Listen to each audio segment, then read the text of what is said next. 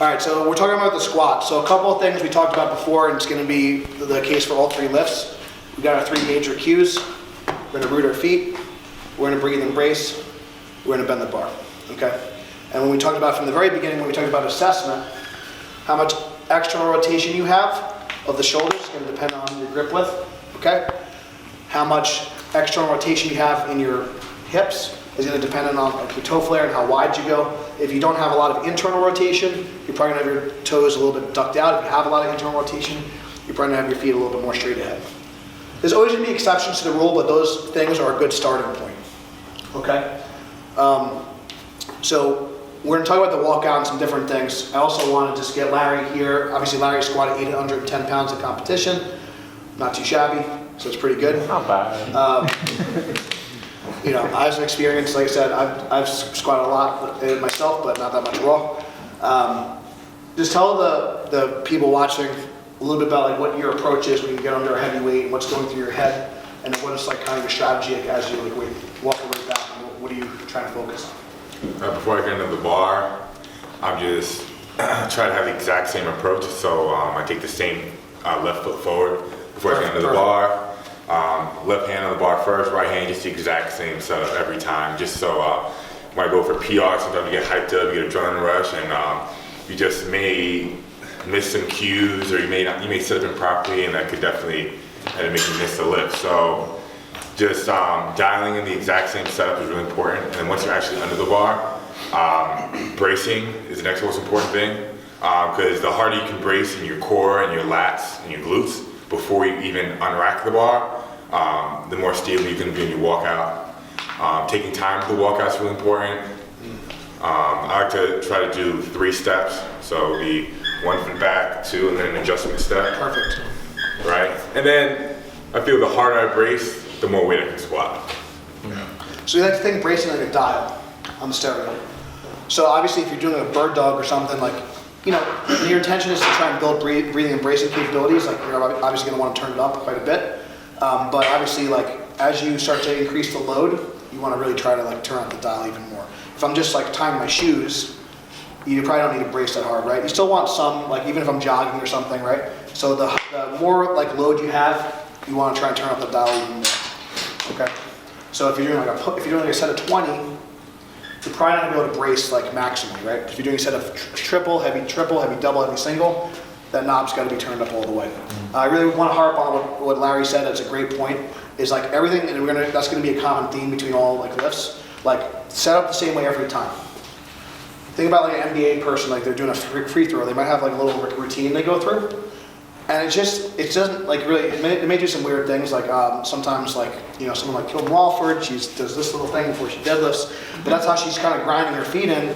But it's like, you can't tell if it's like 500 or 135, it's the same setup every single time.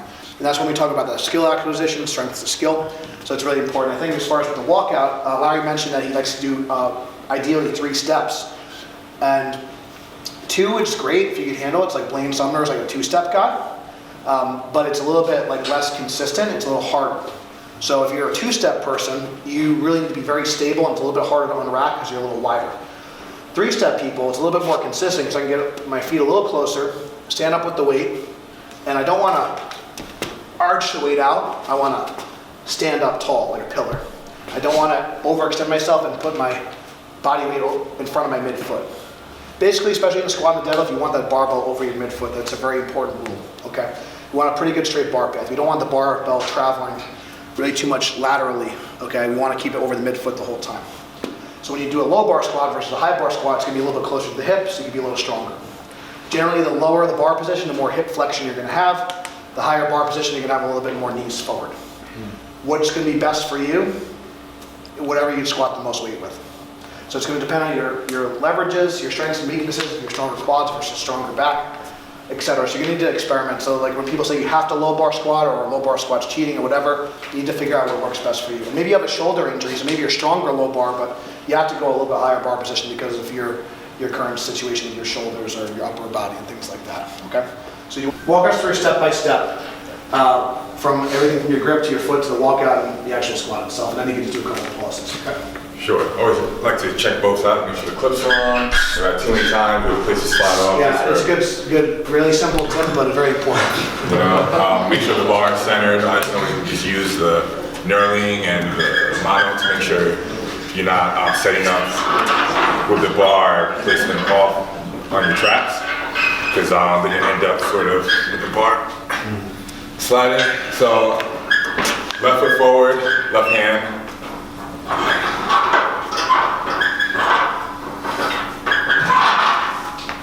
I take a very wide grip because I have poor joint mobility.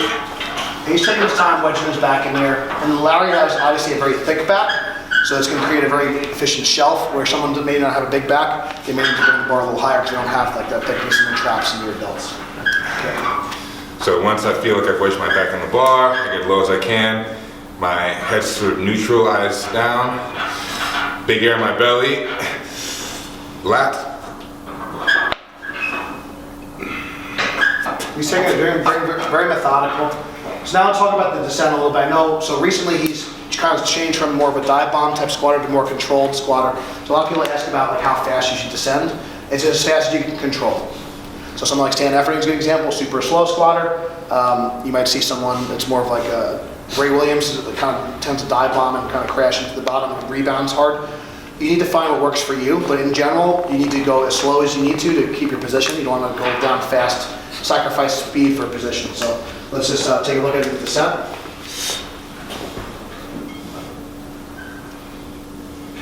So he's keeping his knees tracking over his ankles. Larry's using his back quite a bit. He's got a big, thick back, so he's going to use it when he squats.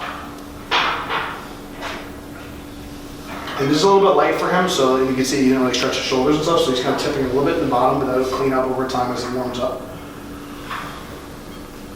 But he's really trying to, like, really, you can see how he's kind of shaking that skate.